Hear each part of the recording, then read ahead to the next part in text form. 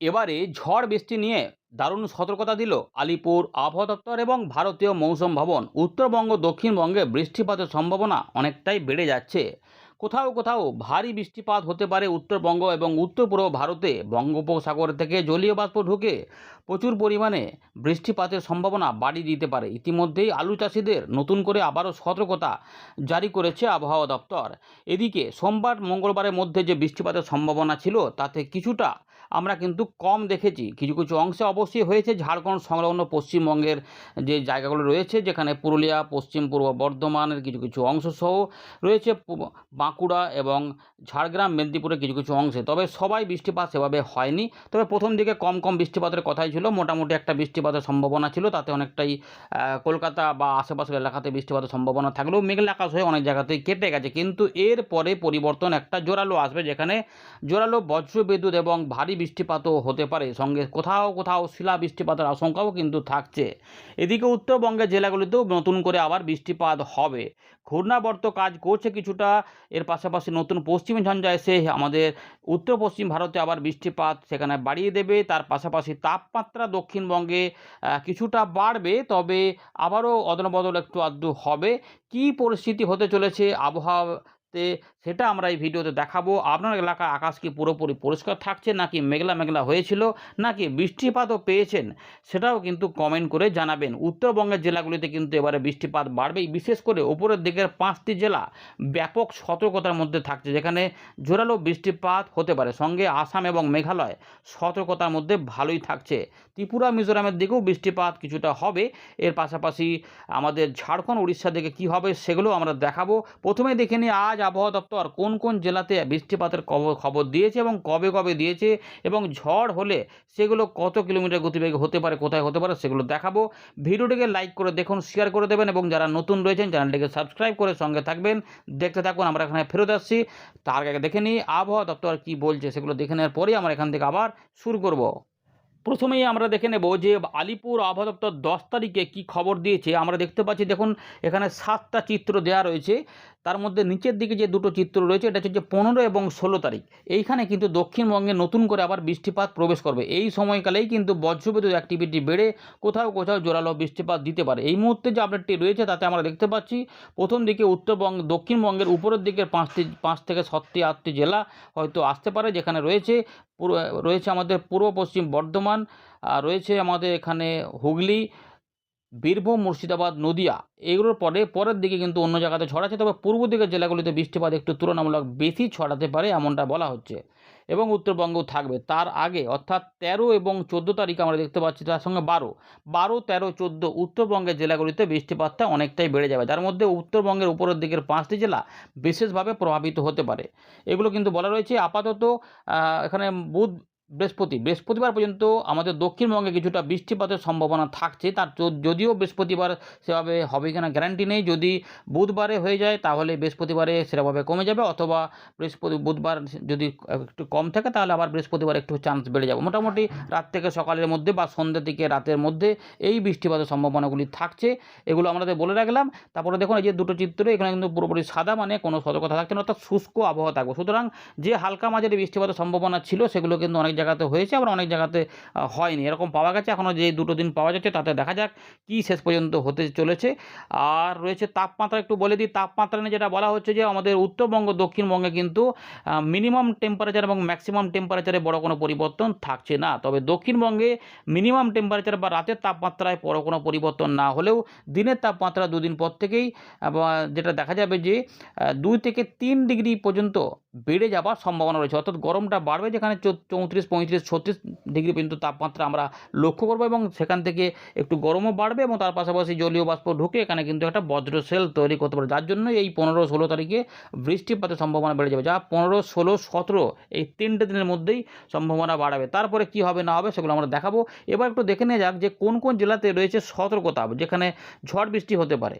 এবারে আমরা দেখে নেব যে সতর্কতা যে দেওয়া রয়েছে আবহাওয়া দপ্তর তরফ থেকে। এখানে আমরা দেখতে পাচ্ছি যে পরিপক্ক আলু তুলে নিরাপদ স্থানে সংরক্ষণ করার পরামর্শ আবার দেওয়া হচ্ছে।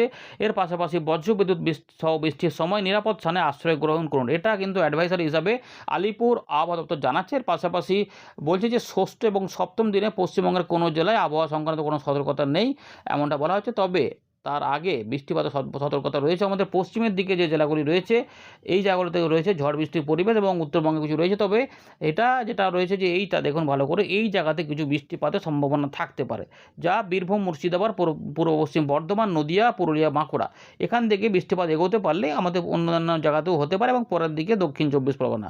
তবে এই যে চিত্রটা দেখুন এখান থেকে, যে ডে 3, 4, 5 এইখানে কিন্তু দেখুন এখানে এই যে 40 থেকে 50 কিলোমিটার গতিবেগে ঝোড়ো হাওয়া সমেত বজ্রবিদ্যুৎ সমেত বৃষ্টিপাতের সম্ভাবনা থাকছে, বিশেষ করে উপরের দিকে 5 থেকে 6টি জেলা, যার মধ্যে আলিপুরদুয়ার, কোচবিহার, জলপাইগুড়ি বিশেষভাবে প্রভাবিত হতে পারে। এগুলো কিন্তু থাকছে। তার সঙ্গে যেটা হবে বাংলাদেশ এবং আসাম, মেঘালয়, এখানে কিন্তু থাকছে বেশ কিছু অংশে ভারী বৃষ্টিপাতও কিন্তু এই সময়কালে ঢুকতে পারে।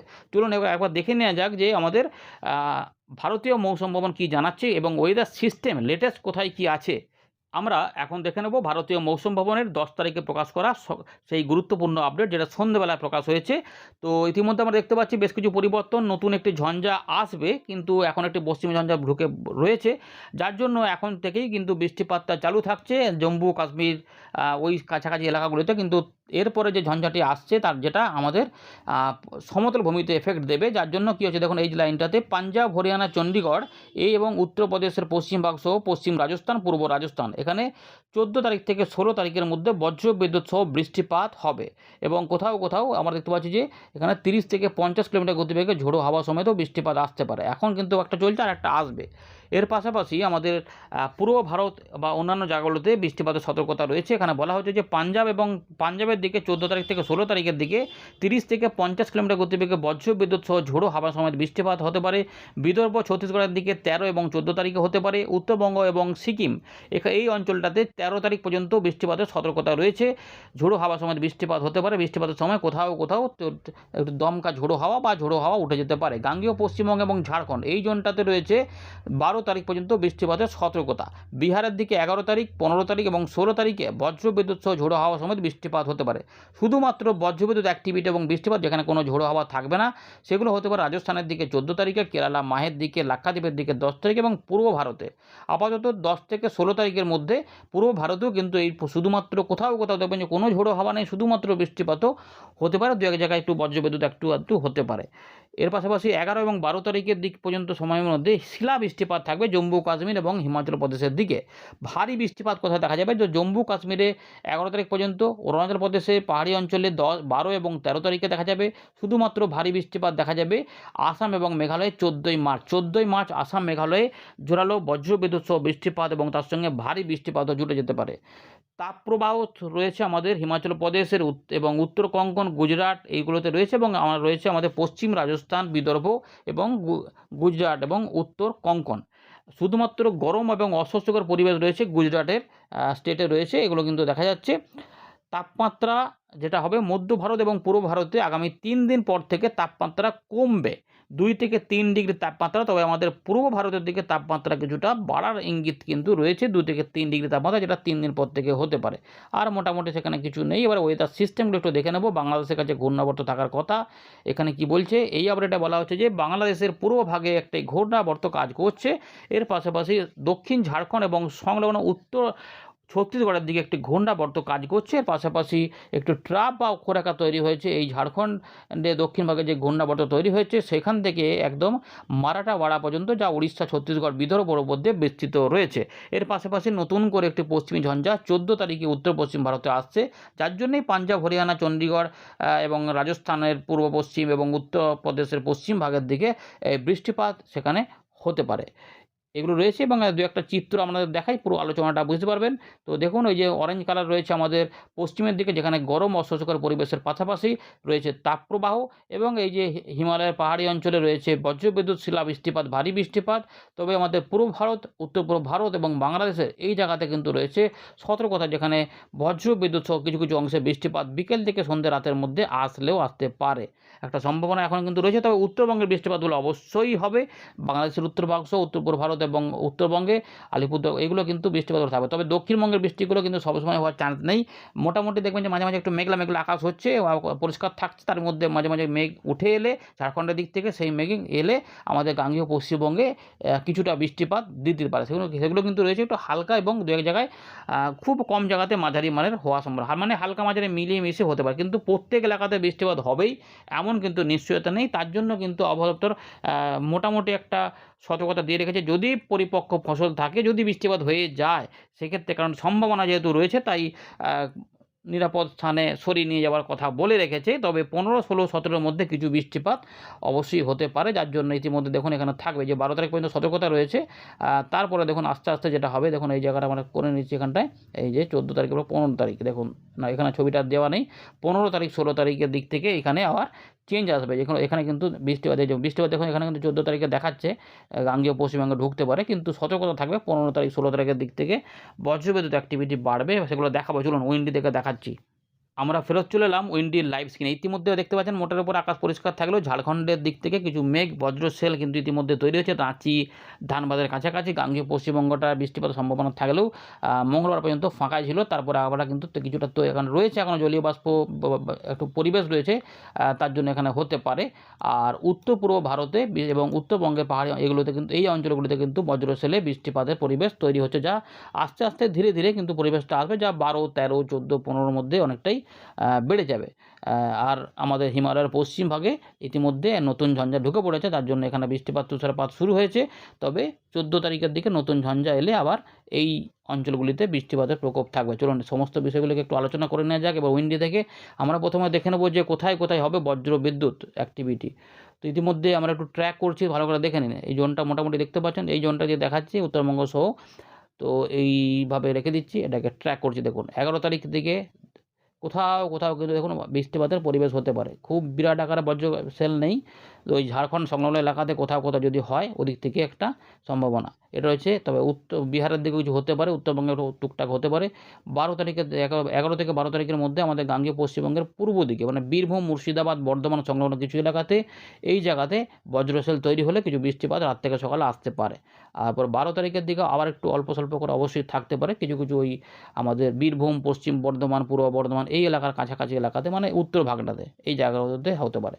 এর 12 তারিখের দিক থেকে উত্তর পূর্ব ভারত এবং উত্তরবঙ্গে বজ্রবিদ্যুৎ অ্যাক্টিভিটি বাড়বে, এবং এখানে কিন্তু এই জোনটাতে মূলত দেখুন এই জোনটাতে যেখানে রয়েছে রাজশাহী, ময়মনসিংহ, সিলেট, ঢাকা বিভাগ, উত্তরভাগ, আসাম, মেঘালয় ধরে আমাদের উত্তরবঙ্গের আলিপুরদুয়ার, কোচবিহার, জলপাইগুড়ি এই অঞ্চলটাতে কিন্তু বজ্রশেলগুলো থাকবে। ত্রিপুরার দিকে পরের দিকে একটু যাবে, এরকম করে রয়েছে। 14 তারিখের দিক থেকে আবার পরিবর্তন হবে, এই যে উড়িষ্যার দিক থেকে জলো হাওয়া ঢুকে বঙ্গোপসাগরকে আবার প্রভাবিত করে এই সময়কালে আবার বৃষ্টিপাতের একটা পরিবেশ তৈরি করে। তবে বেশি কিছু নেই, এই 14 তারিখ 15 তারিখ পর্যন্ত এখানেই বজ্রশেলগুলো বেশি থাকবে। দু এক জায়গায় ভারী বৃষ্টিপাত, শিলা বৃষ্টিপাতও আশঙ্কা থাকবে ওই জায়গাগুলোতে।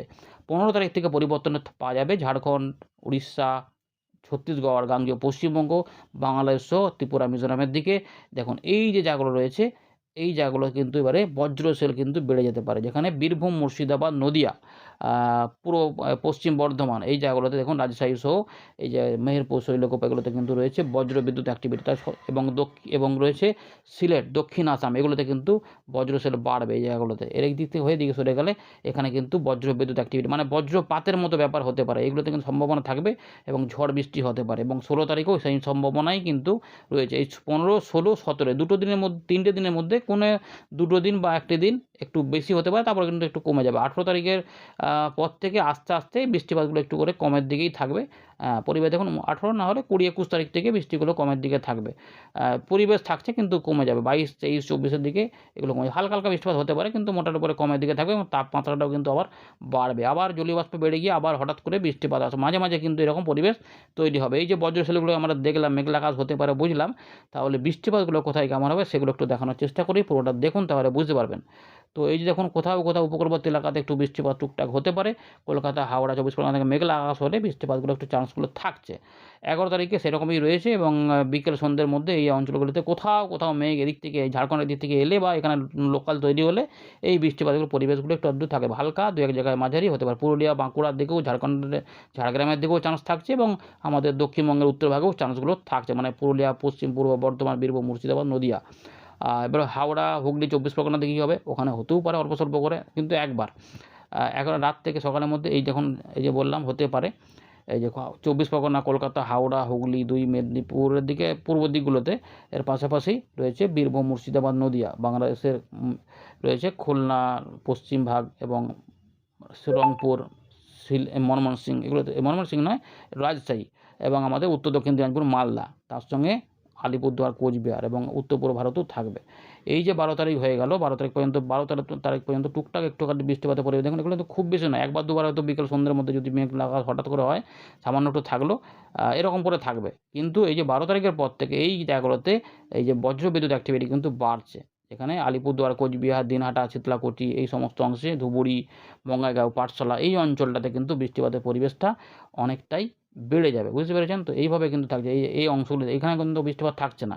এই 14 তারিখ পর্যন্ত মোটামুটি এই জায়গাতে বেশি বৃষ্টিপাত থাকবে, এই যে ভারী বৃষ্টিপাতও হতে পারে কোথাও কোথাও। 14 তারিখের দিকে উড়িষ্যার দিকে সামান্য সামান্য মেঘ হবে, তাই বৃষ্টিপাত হতেও পারে, নাও পারে, ঠিক নেই। কিন্তু 14 তারিখের পর থেকে এই বৃষ্টিগুলো এখানে থাকলেও আমাদের এইখানে কিন্তু ঘুরে যাবে।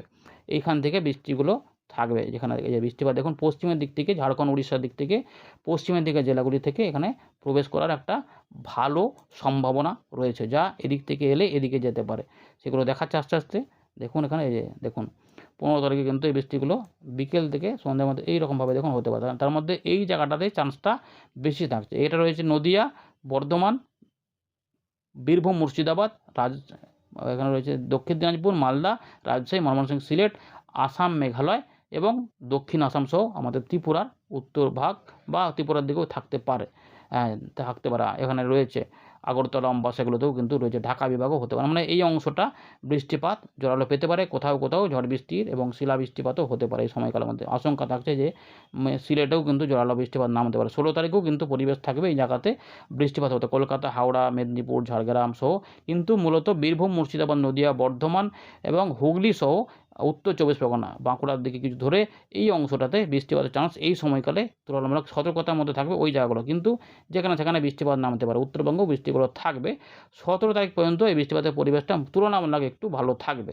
তারপরে কিন্তু বলতে গেলে একটু করে কমে যাওয়ার সম্ভাবনাটাই বেশি। মানে 18, 19, 20 দেখুন বৃষ্টিপাতের পরিবেশটা অনেকটা স্লো, মানে একটু হালকা হালকা টাইপের, মানে কোথাও মেঘলা আকাশ হলো, কোথাও হলো তো কোথাও হলো না। দেখা যাবে যে 80% জায়গাতে হচ্ছে না, এরকমভাবে থাকবে এবং এই সময়কালে ধীরে ধীরে আবার গরমটা বাড়বে। ধন্যবাদ।